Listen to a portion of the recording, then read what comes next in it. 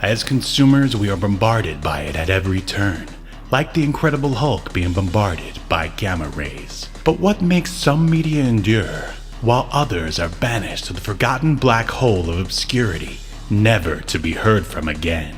Who or what decides this? Hetero life mates Steve and Yahel want to know, and they want to know now. This is Obscurity Now. And what's up, everybody? Welcome to another episode of Obscurity Now, the show where we take a look at weird and forgotten pieces of media, and then we decide if it should be tossed into the black hole of obscurity or remembered for all of human history. My name is Steve, and with me is the most Irish guy I know. Hey, this is the microphone. Yeah, Yahel. Hi, Steve. And the most professional too. Yeah, great to see you too. It's lovely to see you. I'm obviously at a remote location. I don't want to reveal the source of my location, but I'm at a remote area, and I will say, Steve, it's happy to see you. It's happy to see you. I don't know what it is, but it is happy to see you. And most importantly, Steve, I'm happy that it's not Surf Nazis Must Die that we're talking about. Oh, well, I'm glad you brought that up because, I got to thinking after our little conversation last episode, in case you missed it, viewer/listener, we talked about the cult trauma film Surf Nazis Must Die, which Yahel hated. And I was just wondering, why is Surf Nazis Must Die so offensive? And yet, a movie which we both gave a pass to, Andy the Talking Hedgehog, why does that get a pass, but Surf Nazis Must Die does not? You know, it's weird. Oh, you moved the camera around, so now I don't know where I should be. Yeah. I'll say, yeah, we were kind of talking about this a little bit offline, and I think, the audio's better in Surf Nazis. There's some things that are more competent in Surf Nazis Must Die. But to me, there's a lot of filler in both, but the filler in Surf Nazis Must Die feels like filler. And just a lot of and it's a lot of the same filler, a lot of shitty surfing. Hey, that surfing was scenes. Good. I don't know what you're talking about. A lot of scenes that have nothing to do with the plot. That's the thing. There's dialogue that has nothing to do with the plot. At least in Andy the Talking Hedgehog, the filler scenes somewhat revolve around what's happening with Dean Cain, and yeah, that's also, and there is the novelty of seeing Dean Cain being in such a travesty, right? See, that's what I think is missing for you. I think if there was an actor like a Dean Cain, or maybe even a Hulk Hogan in Surf Nazis Must Die. Or maybe a Kevin Sorbo. Yeah, which we should. I was reading an article about. We need to watch his religious movies. And I was thinking maybe Kull the Conqueror first, so we can ease into the disappointment. Okay. But then, and then move into the religious stuff. Sure. But anyway. Surf Nazis is in the past, man. They've the sun is set. It, Steve? I will say I think I think you making me watch Surf Nazis Must Die has permanently stained our friendship. Oh my God, it was not that bad. It was not. I don't. I felt similarly about. It wasn't even that long. It wasn't even that long.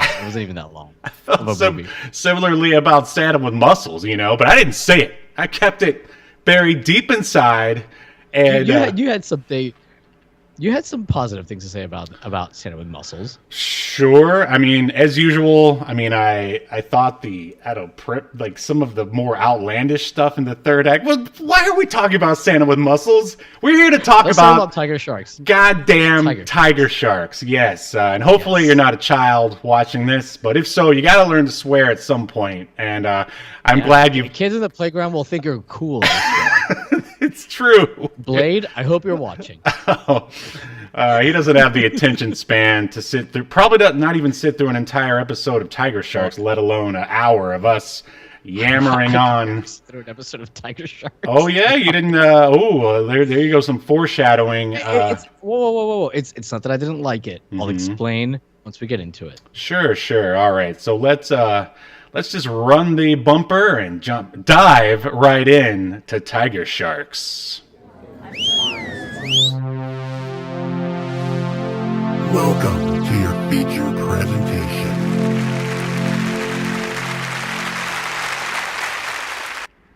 All right.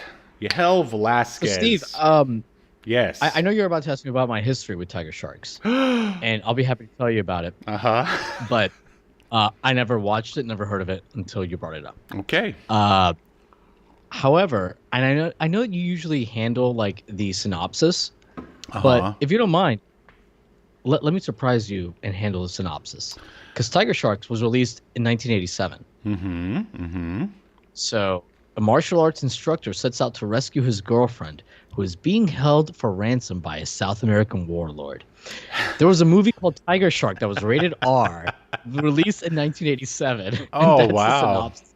Yeah. And it's a movie we absolutely have to cover. It looks like shit. Yes. The cover features a muscle-bound man who's been, I don't know if Photoshop's the right word because it's 1987, but his anatomy has been skewed to such disproportions that it's similar to some of the people in Tiger Sharks. Oh, I thought you were going to say their similar anatomy. to one Rob Liefeld, anatomy. Yeah, actually, yeah. But anyway, Steve, I'll let you take over now. Nice. What's your history with Tiger Sharks? Okay, well, I definitely watched it back in the day.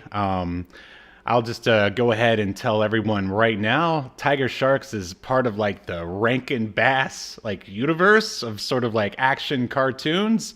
Like I can't remember if Thundercats or Silverhawks was first. Yep. But there was those guys, and they were a big success. And then tailing up the rear, which is a horrible expression, is Tiger Sharks. Very sexual. And yes, and less successful, sexual and less successful than Thundercats.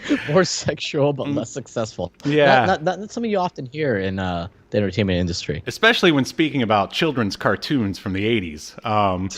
But yeah, it it premiered September 17th, 1987 it was kind of like a block of animation called the comic strip, alongside a couple of other... I think it was called Shit, is what it was called.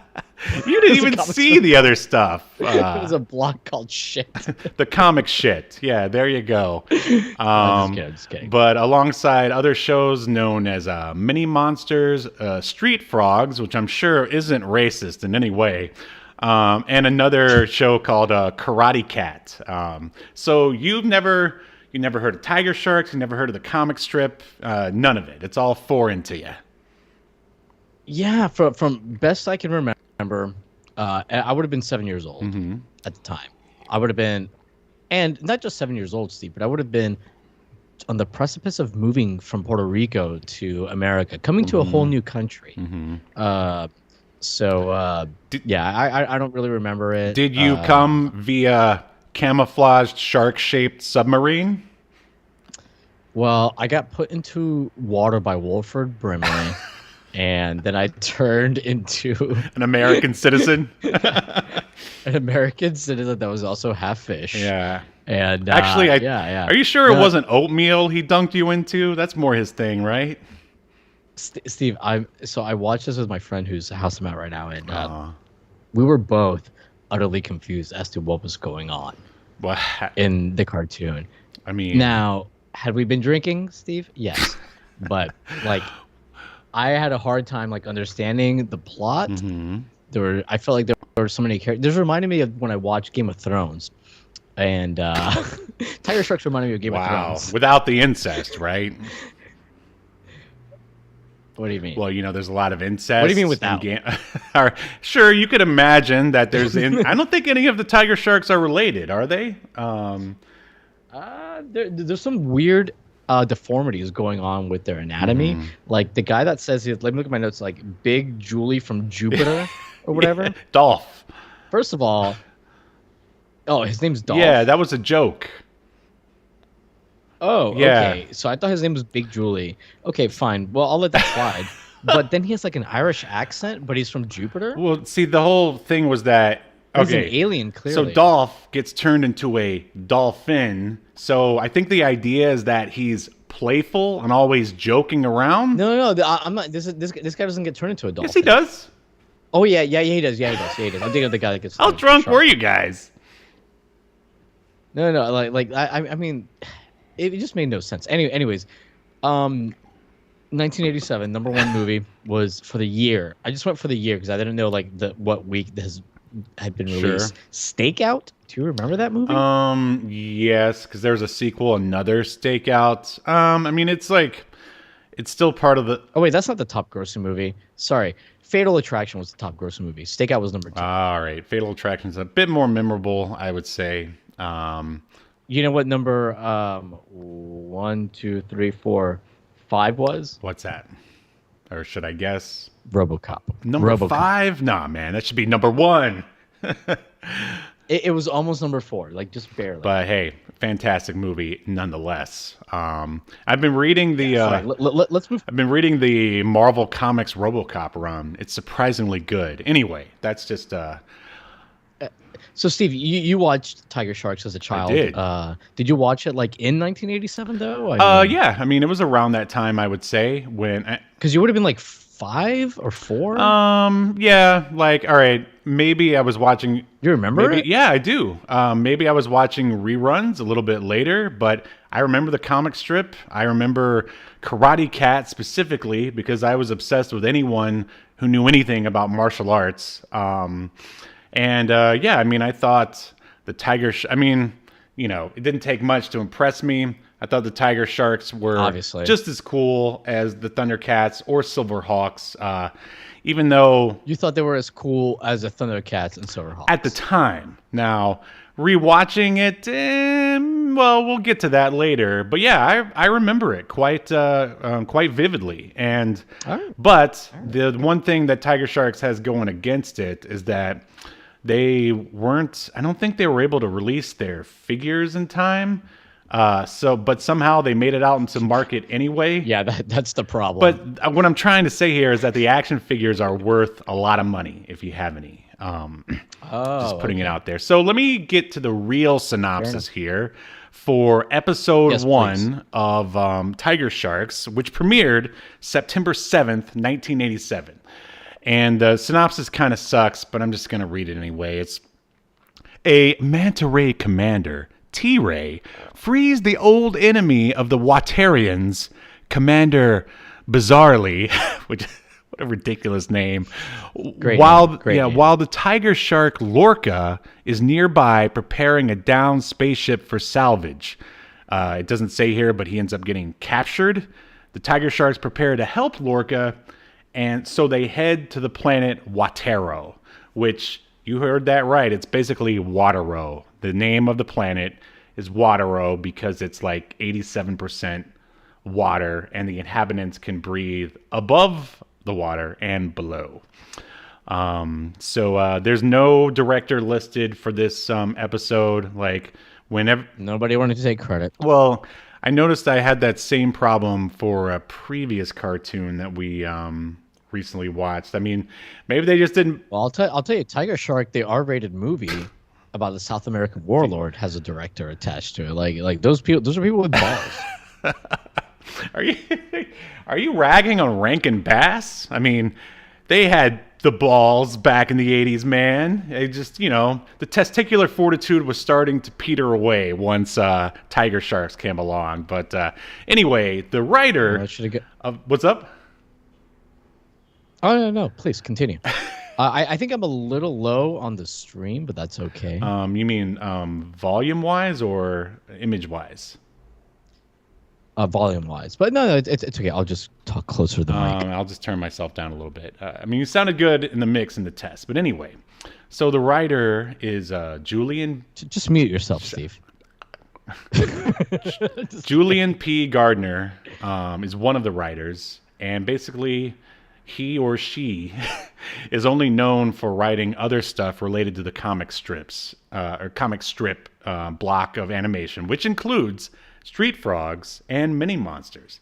And then his or her writing partner is Peter Lawrence, who wrote Silverhawks, the original Thundercats, the Thundercats reboot in 2011, which is amazing if you've never seen it, Pirates of Dark Water, and one of our favorite animated shows, The Real Adventures of Johnny Quest. Make sure you check out our episode about that. And as I said before, Steve, did you by any sorry to cut you off, but you mentioned mini monsters. Did you notice that during the end credits of Tiger Sharks, they like cut to a bunch of scenes that they don't show in the first episode, like a town, all this stuff, and one of the things is like a sign that says Minimon. Right, yeah, they basically that was the end credits for the comic strip, basically, and not, you know, the regular episode of the Tiger Sharks. Oh, okay. And as I said before, this is created by Arthur Rankin Jr. and Jules Bass, who created the Thundercats and Silverhawks. Take it away, Yahel, for this massive cast list. Oh, Steve, I don't know how to get through all of these 4 people. I don't know. It's more than I think it's like 6 people, but I assume that IMDb's like list is just not complete. We got Larry Carroll. I'm sorry, Larry Kenny as somebody, Bob McFadden as someone else, Peter Newman as Mako, Earl Hammond is, I don't know, your guess is as good as mine. And did you do a lot of research for this episode? I did do a little bit more research than that. Mako was voiced by Peter Newman. Wario was voiced by Earl Hammond. Rodolfo, or Dolph, as you call him because you're sexually attracted to him, was voiced by Larry Kenny. If I was going to be sexually attracted to anyone, it would be Octavia. Thank you very much. Well, Dolph turns into a human dolphin hybrid, and that's what you're into. Octavia was voiced by Camille Bonner. Are you bisexual? Because you're into her too. Lorca. Wow. Lorca, not to be confused with Captain Lorca from Star Trek Discovery. He's the team's mechanic. Who cares? We don't know who he's voiced by. Bronk was a teenager who I guess like his sister is Angel or something. I don't know who voiced them. I don't know who voiced Angel either, but that's somebody else from Sark's crew. And then Gup is the basset hound that gets turned into some kind of little dogfish or something. I don't know. It got turned into something cute to make everyone laugh at the end. Like that's what happened. I don't know, man. Like we have T-Ray, that's like a human manta ray hybrid, voiced by, your guess is as good as mine, Mantinas. They're like the minions for T-Ray. Walleye, who's voiced by Peter Newman. Shad, not to be confused with Shad Gaspar. That'd be awesome if he was in it, but he was probably our age when this was going on. Well, Shad Gaspar actually died in the water, so that's kind of like how ironic. Maybe he was looking for the Tiger Sharks. Yeah. Oh my god! You brought it up. Shad Gaspar's actually a fucking hero. That guy like died saving his kid. How dare you?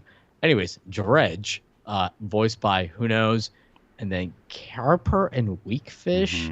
They're like mermen. Oh, those are like the weird so characters. That's like the weird Watarians. Dude, there's so many. Yeah, and then there's Captain Bizarre, like you said.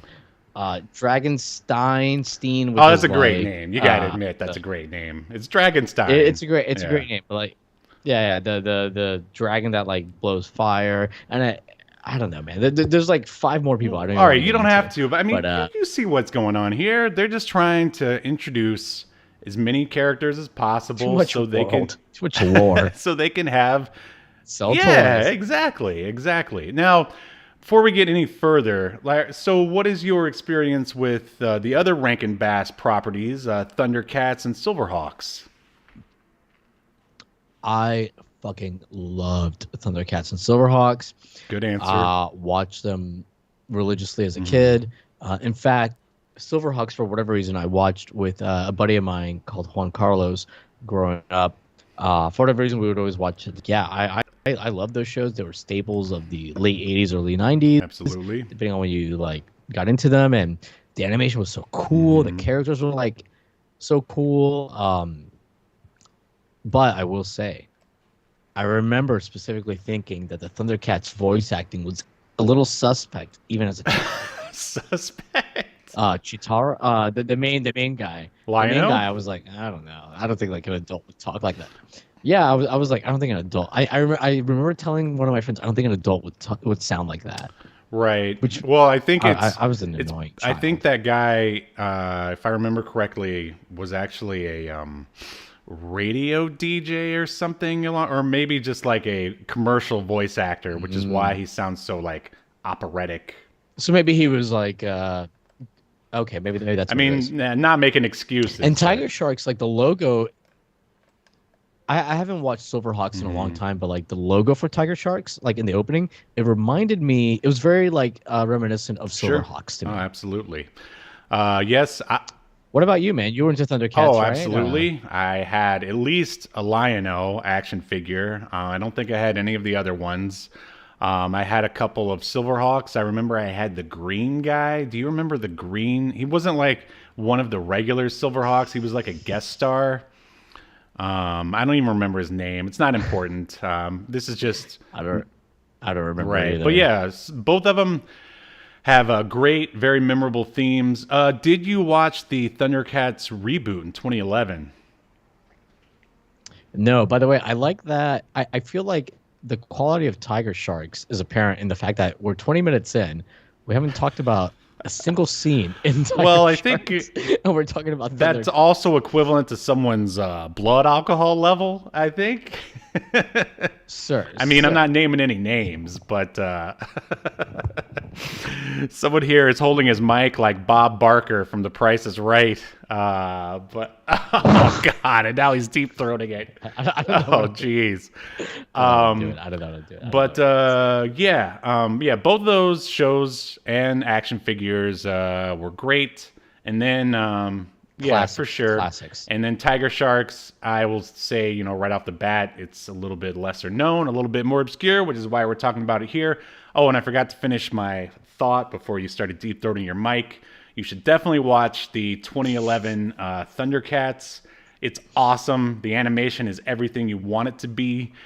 Oh yeah, it's when they did it like anime style, pretty right? much. And yeah, it is awesome. I have watched there's that. actually a scene where Mako from the Tiger Sharks makes a cameo. He swims in front of like a yeah. So they were trying to build like a Rankin Bass universe back then.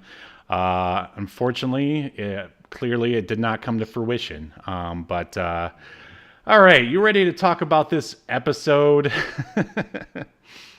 My God, I thought we would be done by now. Yeah. Let's talk. All right. Starting right off the bat, what do you think of the theme, especially compared to the theme song of the other two shows? I mean, it doesn't hold up to the themes of the other shows, in my opinion. But I would describe the theme as almost catchy, but like it doesn't like it's like you can see what they were going for. But man, it really needed to be massaged a little bit more. Well, what do you think? Yeah, I feel like it's a bit shorter than the others, and it's funkier than the other two. Like the other two are more like rockin', and this one they went with like funk, which was an interesting choice, but I feel like it definitely works. It doesn't make sense for like a kids show in 1987. No, I don't know. I feel like assuming it's the same composer, he was just like, Were kids into slow funk in 1987? I suspect not. I mean, I don't. I mean, yeah. I mean, this theme doesn't exactly hold up to the other ones. So, hey, looks like we got somebody here. Yeah. Paisley Boxers. Oh, I'm sorry. I'm not even paying attention to the no chat because problem. you're wrong. Good to see you, buddy. First like, only like. Hey, not too much inside baseball, you bastard. But sorry, yeah. I'm sorry. So no, it's fine. So yeah, that is that's the theme. I think it's probably better than other shows, but not as good as Silverhawks and Thundercats. But anyway, moving forward. We open with two. Not just the song, but like the animation that went with the theme itself. Like, yeah, it just wasn't as dynamic, I would say. Like both I can agree with that. or visually. So we open up with two bad guys, T-Ray and Walleye. And I have to say, I think T-Ray is a pretty awesomely designed character. Like, I would definitely want that action figure. The other guy, not. I mean, I think the character design overall is pretty good for this. What do you think? I agree. Like really cool character designs. Like that's when I was watching with my friend. Like we were both like, yeah, some of these characters are like really like cool looking. Yeah, I thought feel it was funny that like I thought it was cool that like the ship inside. There's some things that don't make sense, right? But it's a kids show. Right. Like they're talking about how like the world is dried up, but like their ship is like full of water. So there's water inside the ship. it's chemicals, They man. designed Chemicals. their ship like they designed their ship like an Earth manta ray Right. or stingray. Well, the tiger Even though shark they've never been ship to Earth. is a shark. Yeah, but yeah, manta rays is a manta ray like him because of marketing, basically. Yeah. I mean, yeah, it was just kind of funny. But yeah, the design I thought was cool. He's real buff. He's got some cakes, as the kids would say. He's got some peach ass, Oh, what? a bubble butt. He's a real pog. I've never heard. I've never heard of any of these. You never heard of pog? He's a fat ass white girl. Wow. I mean, good thing we're not popular I'm enough in the to get porn canceled. industry now, Steve. Apparently.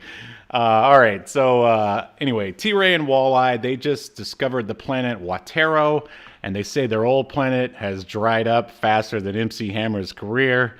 Then we get a shot of their cool ship. Come on, that's timely, right? We get a shot of their, You can't touch that. which looks like a giant stingray, as Yahel said. They fly over a great glacier, which, I mean, the motivation is pretty suspect here. They see people frozen in it.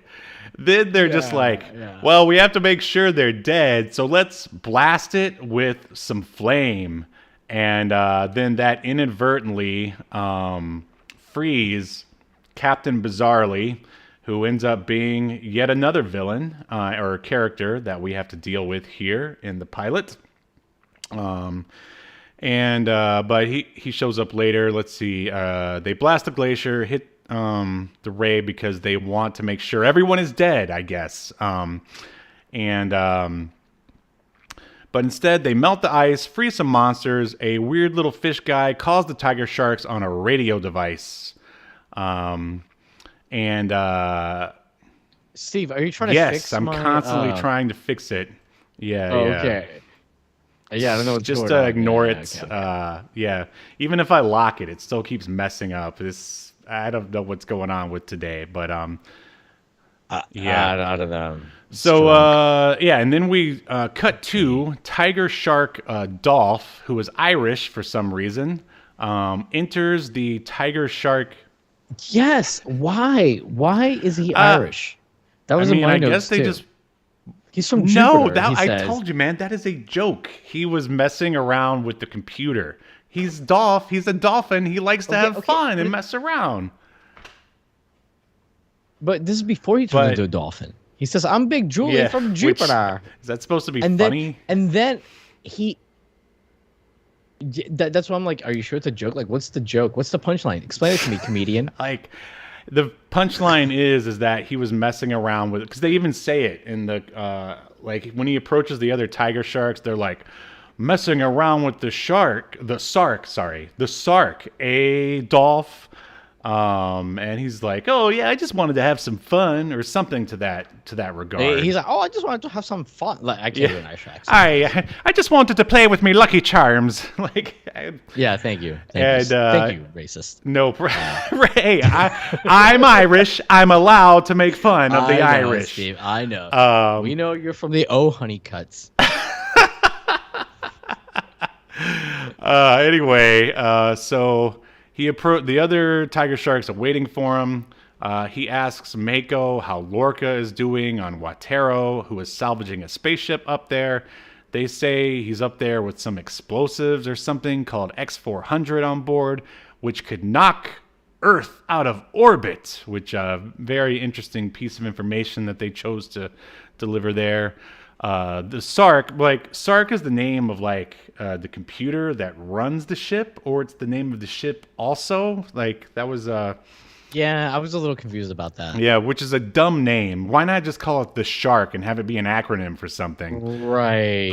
It was very distracting that it was not shark. Right. So Sark says that Watero is 90% water, and the inhabitants can breathe under and above the water. And Dolph says, "Oh, imagine if we could do that." And the Professor Waro, says that he's been thinking about that. Do you think about breathing underwater just on your free time, Yahel? Well, usually I just think about submerging myself and never coming back up and just escaping this reality. Wow, this got really nihilist. I like it. But no, but it was really weird. And then like I thought it was really funny, like because so I and maybe Steve, you can walk me through this. okay. So he's like, yeah, I've been thinking about what it would be like if like humans could be fish too or something like that. And he jumps in the water, and this guy already looks like a walrus a little bit, like Wilford Brimley, and he turns into a walrus, like half man, half walrus thing. And then he tells everybody, jump on in, the water's fine. And then they all jump in and turn to different like half fish hybrids. Like one of them turns into like a dolphin, like Dolph turns into a dolphin, of course, and etc. And there's a guy that turns into a shark thing. Octavia turns into an octopus thing. And then he says, and this fucking cracked me up, hold your questions. Yeah, they are Like, definitely well. You just jumped into this water that like turned you into like half of another animal. But hey, don't ask me. Well, the thing that Don't I fucking thought ask was me about more questionable is just the fact that people were like, "Sure, whatever, I'll jump in. Like, I don't need to see a test or anything." I mean, I guess you could say that the professor himself was the test, but it's like I don't need any further information. I'll just jump on in and turn into a fish. And they cut to like the cast or the group of characters like after Warford Brimley jumps in and turns into a walrus. They cut to like everybody else looking at him, and there's like a pause, almost comedic pause, as if they're gonna be like, "What the fuck is going on?" But then one of them goes, "Okay, I'll jump in." Yeah. So fucking weird. Oh, it was. Well, I guess you can always, as you said before, it's a kid's show. They're skipping over, I guess, any kind of emotional or personality conflicts that they could be having. Right. I think as a kid I would have been like, "This is subpar." Well, That's what I would have taken to the playground. Have you guys seen the subpar show, Tiger Sharks? Is that how you nearly as talked when good you were as 8? You just call things subpar. It's like, yes, I was 8. Mother Velazquez, I don't approve of this dinner. It's subpar. Yeah, I came here fresh from Puerto Rico with a British accent in 1988 as an 8-year-old Puerto Via Rican kid. Tiger Shark and I said, submarine. Mother, this is nothing like Tiger Shark starring Mike Stone, John Quaid, and Pamela Jean Bryant, where a martial art instructor set out to rescue his girlfriend who was being held by ransom by a South American warlord. Oh, all right. This is off. This is off the. Oh crap! Now I'm getting drunk. Off the Subject. hook, off the chain, but I off the remember rails. Back when we used to rent movies from a video store. I told my mom I wanted to watch Disney's The Sword and the Stone. Instead, the video clerk gave her a copy of The Sword and the Sorcerer, which is basically like a B movie, like sword and sandal, like fantasy thing. But I loved it. It's Yep. I've seen it. that's the one where the guy has a triple bladed sword. It's fun. But anyway, back to the Tiger Sharks. Yeah, so there's a lot of questionable sort of motivation, and I guess a lack of writing overall, especially compared to the previous cartoons, Silverhawks and Thundercats, which I feel like was maybe a little bit more of a realized world. But I should probably save those comments till the end. My God, this thing is driving me crazy. Okay. Anyway, so Sark says, okay, Lorca calls in, says he's found the X-400 and gets attacked by T-Ray and Walleye. The feed cuts out, and Professor Waro says there's just enough time to quickly come with him. He's going to show him some Quaker Oats. They go to another area of the submarine, which has a swimming pool. Walrus guy says he's dreamt of living underwater. Yahel's already talked about all this, blah, blah, blah. Everyone talks in without any hesitation at all. And basically, everyone who's already named after the animal, they just happen to turn into that animal. So Mako turns into a shark man. Yeah, Yahel's already said all this. So they swim around a bit. The professor shows them how to return back to their human form. Then we cut to a scene of the Sark closing in onto Watero. T-Ray questions Lorca. And then I'm just like, what is Lorca's accent? Is he like Australian or something? I did not get that. That was in my notes too. I was like, what is he supposed to be? I mean, obviously, like, it's very obvious that there's like very few voice actors in this, and a lot of them are like doing multiple voices. So I think like that is why we get these weird accents. And did you get the feeling that like Lorca looks pretty much exactly like Dolph, only like only color swapped? Yeah, very similar. Yeah, which I was surprised because a lot of the one positive I will say for the show is there's some pretty inventive character designs in the show. Yep. Well, you got to move them action figures. So T-Ray tells, all right, what's going on here? All right. So another bad guy, Captain Bizardi, the one who was frozen in the glacier, fires upon T-Ray. He then invites him aboard. And then my question to you, Yahel, since we're talking about character design here, is what the hell is Captain Bizardi supposed to be? I don't know. Somebody that needs like moisturizer, like Mr. Burns in 1988 or 87 or whatever year it was. Yeah, like very. I don't know like what kind of, because I would assume he's supposed to be some kind of like aquatic. Yeah, like some animal fish who was left out in the sun to like bake or something. It doesn't make any sense. No, I mean, he's just something that looks bizarre, I guess, just like his name, because that's what they're going for here.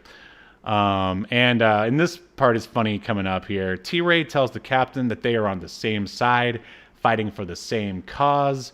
And then the captain goes, I can't even do that accent. It's such a weird accent. He's like, what causes that? And he goes, why, evil, of course. What else is there? And I just thought, I mean, it's lazy. I thought it was pretty funny when, I thought it was pretty funny when T-Ray and stuff like they have like this weird conversation with this guy like over like I don't know, like, speakerphone or whatever. Zoom, like they're just like calling each other, and like when they get out of the water, like they get like blasted by them. Oh, we can trust them because they shot at us because they're devious, just like us, because that's what we would have done. And then he raises the white flag. So it was funny, like it was just like two bad guys coming together having because a of romance evil. Because they were both right, exactly. Kind of like all the billionaires in the U.S. Am I right? Oh, topical. It's like Congress. Ooh, man, Steve. Ooh, so much for getting Elon Musk on. Oh man, he was gonna. Nah, no, he wasn't. All right. So anyway. The tiger sharks arrive and swim after T-Ray's ship. Only 3 of them. I think it's Mako, Dolph, and Waro. For whatever reason, the other ones stayed on the Sark. And so T-Ray shoots eel torpedoes at the Sark. And then the team takes them out like no problem, except for Dolph, because what a lame-o. He needs air to breathe since he's part dolphin. Take that. Yeah. Well, don't they all need air to breathe? Well, I guess not the other ones, because they didn't have the problem that he did. I mean, sharks still need air. No, they don't. They're not mammals.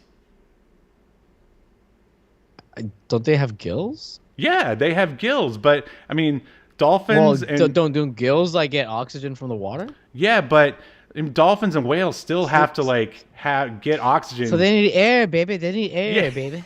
My son. My thumb.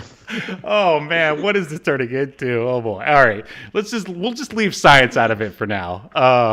Okay. Yeah, you're right. This may not be the most scientifically accurate. But the shark guy, he doesn't even like do anything. He just like literally lets the eel come towards him. He just goes. He's got like a shark fin for a head. He's just there to look cool, and that's all he basically. And Yeah. speaking of things that may or may not be scientifically accurate, Waro like takes out a propeller and it like pulls them all forward. I mean, I guess that could work. I don't know.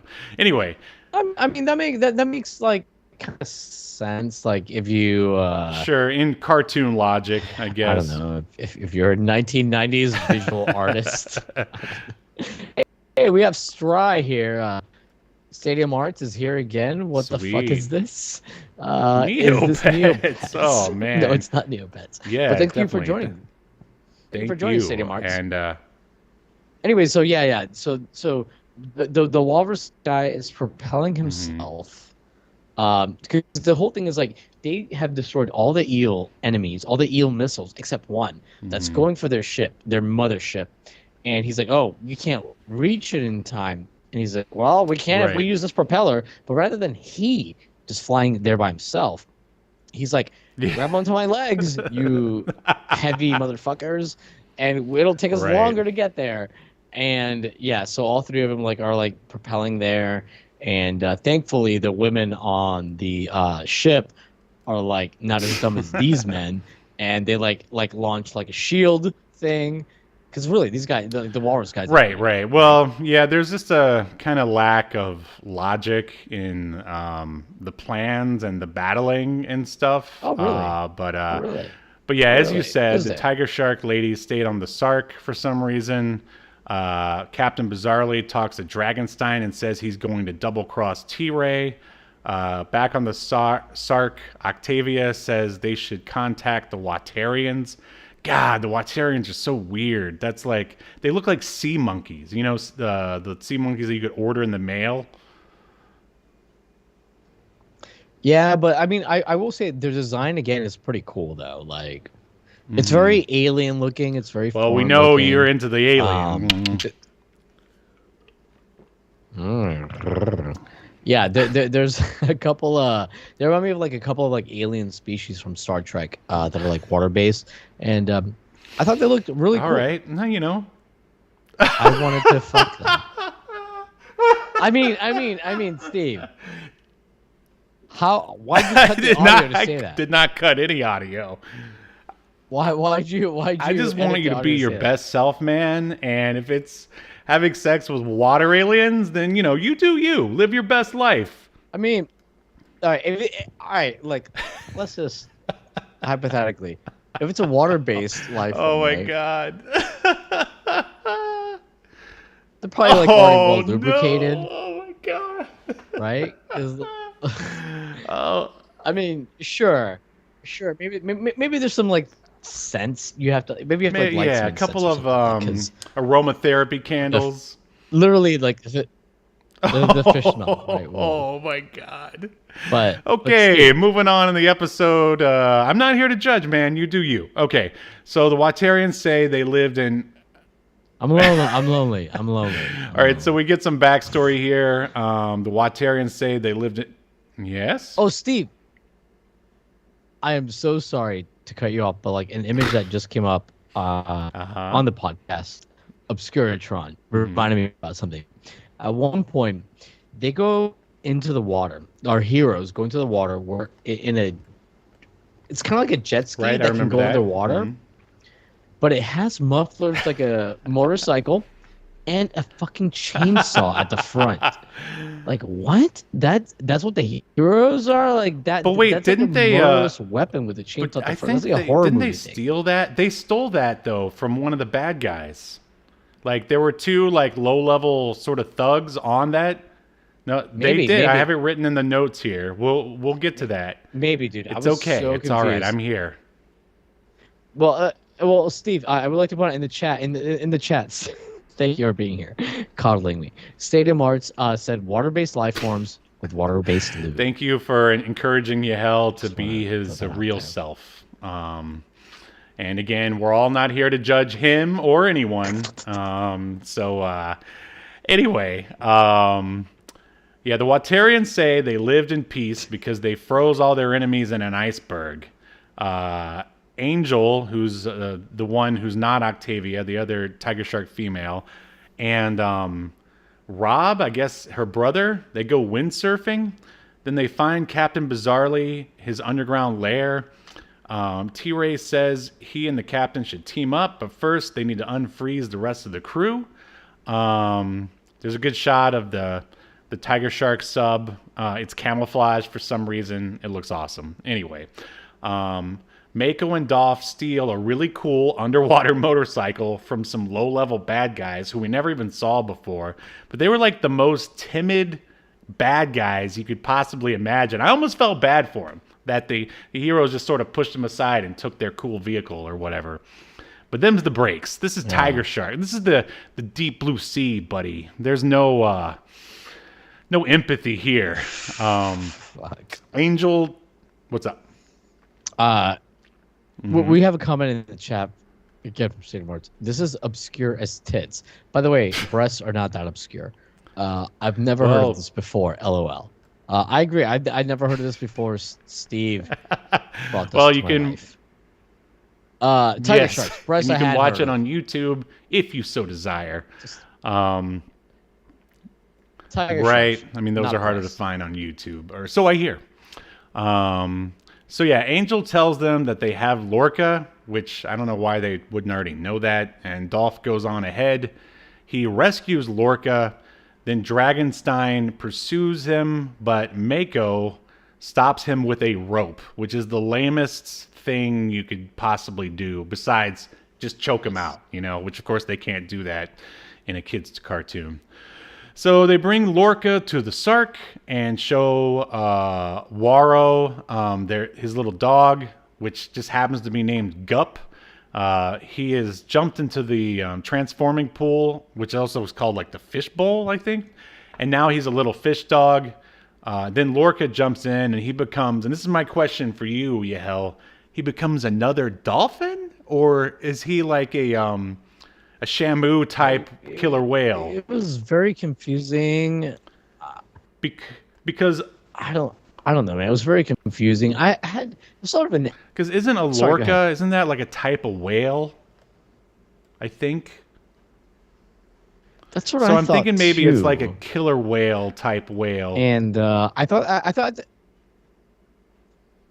at the very least Lorca was an orca. Right, yeah, I thought so too.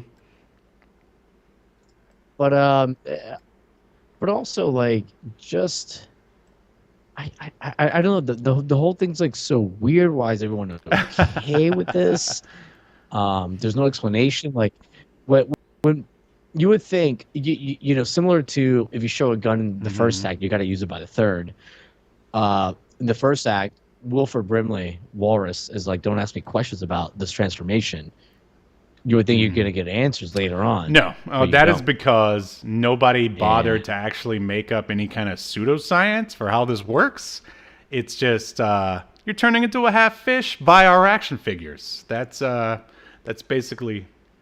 Yeah, and just this dog is going to be a half fish and help us. Yeah, and everyone will laugh at the end. Anyway, Lorca jumps in, becomes another dolphin, and that is basically the episode. Episode 1 of Tiger Sharks. Any other questions or? So Steve, you loved this show. I mean, right, as a kid. Well, see, the thing is that I don't think it came on very much or for very long. But when it was on, I was like, "This is cool." There's, that's what she said. Joke. I thought at least we were ahead of that or above that, but. This show's not ahead of anything. It's definitely plumbed new depths, just like the Tiger Sharks themselves. I hear they went to the Marianas Trench once. But anyway, dad jokes aside. I gotta, we're almost done here. Don't leave. Okay. You did this. You're the one who brought us down to the Marianas Trench of podcasts. I've never even heard. I've never even heard. No, of I this mean with show. your antics, you brought the whole podcast down. But no, they're hilarious. I'm kidding. Anyway, okay, so yeah, when I was 6 or whatever, I thought it was cool. But I mean, I would watch any like action-based, 80s cartoon back then. And plus, I mean, as you said, the characters do look cool. So, there's no questioning. It's like, oh, these people want to be half fish. I'm for it. Why not? Like, So Steve, earlier you accused me of not doing a lot of research. Okay. But fuck you, because I did. I've got some details for you. So this is like we both like Thundercats and Silverhawks, right? And like the few voice actors in this like worked on Thundercats and Silverhawks, but they just like did not seem to give a fuck. Oh no, I about this definitely show. got that feeling for sure. That's all I got. Yeah. But yeah, what do you think, Steve? Should we toss this, or should you run the bumper? That's a much better sir? question. Yes, I'll do that. Remember, that's the question. All right, so since you asked me first, and usually you go first, I'll go first this time. All right. Yes. Okay, so yes, this definitely seems like Rankin Bass kind of did the bare minimum with this show. I guess they were victims of their own hubris, and they were like, kids, they'll watch anything. Hey, we already got them with our Thundercats and our Silverhawks, so, what are we going to do next? We're just going to do some Fishmen, hey, and then they're going to buy it, and we're going to be even richer than we were before. So yeah, they just threw together some cool looking characters, didn't bother to like create a very, I mean, I guess they kind of bothered to make a world, but within the actual episode, there's just very little like for the separate tiger sharks to do. There's very little characterization. Like, I mean, Mako, who you would assume would be the leader, like hardly even did anything. And like, I don't even know anything about him. He's just a guy who looks cool, just like most of the Thundercats. Tiger Sharks.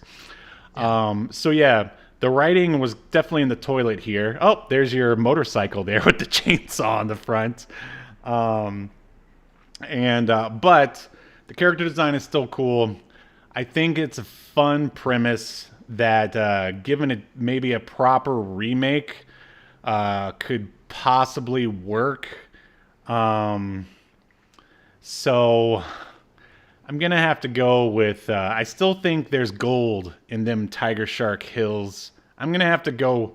But you think people should watch this today? That's tough. I mean, you'd have to be really nostalgic for it to actually want to sit through it. And I mean, and I'll be honest, even with my nostalgia, sitting through the episode was a bit of a chore. But I mean, I still somewhat enjoyed it. I enjoyed like the 80s cheese aspect of it, again, because of nostalgia.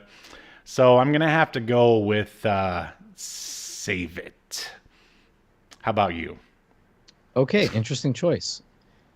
I will. It definitely feels lesser than. So just for context, Thundercats came out in 1985, Silverhawks came out in 1986, and then this came out in 1987. It's by the same people. Rankin Bass. Whatever Bass people. Rankin Bass, thank you.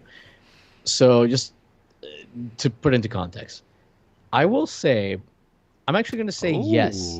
This should be remembered, but this should be remembered as a sign of like what not to do, when not to get like too like high on your britches and like just assume like because you're successful in something you can like do it again with like little to no effort, because you can definitely like tell like Silverhawks like still felt like there was a lot of effort into it. Like it's its own thing, it's cool. This it just felt like, oh, we can do it again with like a cash grab. And the amount of characters introduced in the first episode, especially for a kids show, too much for them to keep track of. So yeah, if it felt like a cash grab. So this is like a shining example of what not to do, and that's why we should remember it. Wow, that's good. Yeah, like I got kind of the vibes of like whenever you sort of get to that third movie in like the superhero trilogy, like Spider-Man 3 or like Batman 3, there's always like 3 or 4 villains, and then they introduce side characters and stuff, and it just ends up being too much. So yeah, a lot of great points. I agree with you completely, but let's go ahead and remember this thing. In accordance to Obscurity Now, the most important streaming YouTube podcast in all of the internet, you shall be remembered. Yes. Good show. Good show.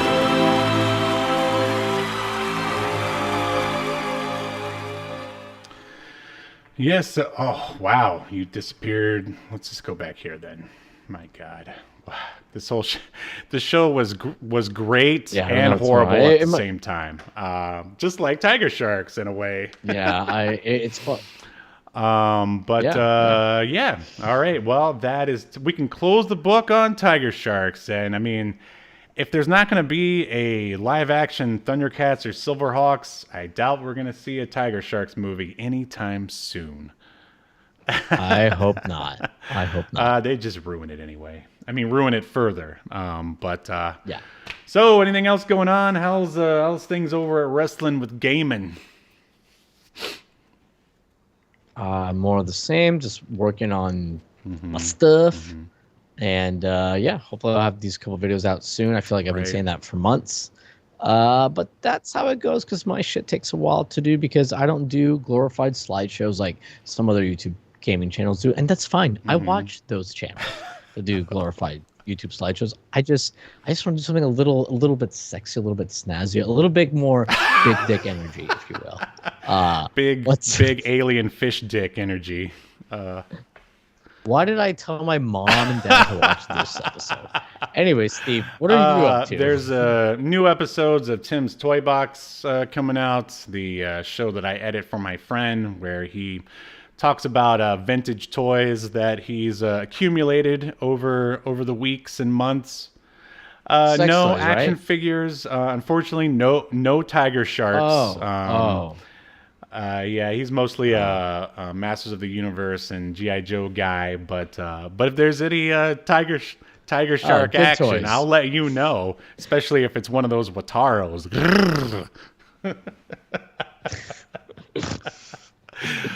Yeah, and of course, still lettering the comic. I mean, it's basically done. Just waiting for that variant cover, and then we will be going. Excited to see the final product, dude. I'm legitimately. Me too. I'm excited to get it over with, and excited to see if I'm actually gonna get funded. Yeah, May 1st, the Kickstarter will be going live. And starting next month, I'm gonna, play that trailer for every episode to let the world know. So that's why I've been easing off on it for these couple of episodes. But yeah, that's basically the short film that I acted in and scored got accepted into a 3rd film festival. That's kind of cool. I'm hoping it'll lead to some paid work at some point, but we'll see. Very cool. I can't wait to see how Phil fucks it up. Or those no good YouTubers with their slideshows. I just had a flashback to something else. All right. Well, somehow we took a 22-minute cartoon, stretched it into an hour podcast. Thank you guys for showing up and in the live chat. And of course, I mean, anyone who listened or watched in any way via YouTube, Twitch, or podcast, we're happy to have you any way we can get you. Yeah. Happy for our Metaverse VR Oculus viewers. Thank you for being here. That's yes, and and I forgot to say happy St. Patrick's Day to you, Yahel Velazquez, and your Irish heritage. Yep. Oh, thank you. Yes, Velazquez is my lineage. It sounds like I don't know, something that would be in the Highlander movie. That wouldn't make any sense. But all right, so we don't know what we're going to be doing next week. So we're going to end this episode and talk about it and figure it out. And we'll see you next week as we continue to discuss even more obscure media only on Obscurity Now. You've been enjoying Obscurity Now, a podcast that's recorded live to tape and streamed to Twitch and YouTube. Subscribe so you never miss an episode or hilarious quip. Take us with you by following the download links provided in the show notes to wherever you get podcasts. And take notice of our various social media links. If that's what you're into, I'm not here to judge. And make sure you join us live next week at 6 p.m. Eastern, 3 p.m. Pacific as we continue to discuss more obscure media only on Obscurity Now.